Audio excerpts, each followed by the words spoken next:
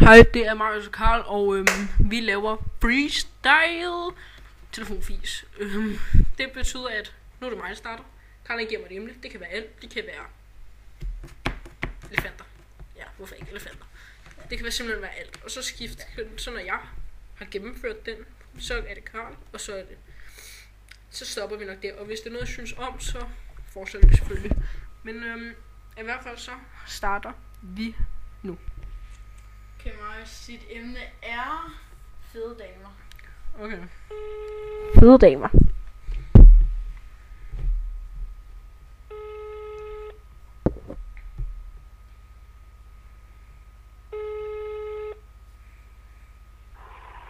er Louise. Hej Louise. Hallo?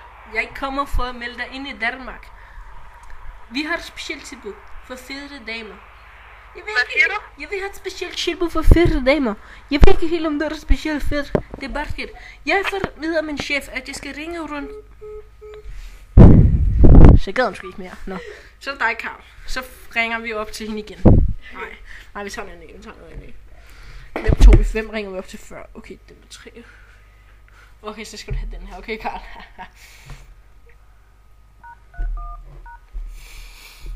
Okay, den er den gal. Okay, hvis I har et emne, hvad vi skulle prøve om, så skriv det ned i kommentarerne. Ja, mit emne. Okay, Karls emne er privatparkering. Okay, Karl, Karl har privatparkering. Det er Louise. Hej, du kan nu få et helt specielt tilbud.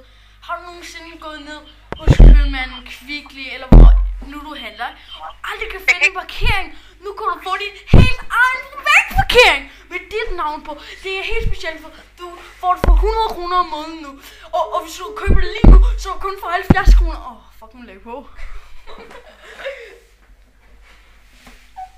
Hvad sker der for alt? De gider ikke have privatparkering mere. Okay, vi ses. Hej hej.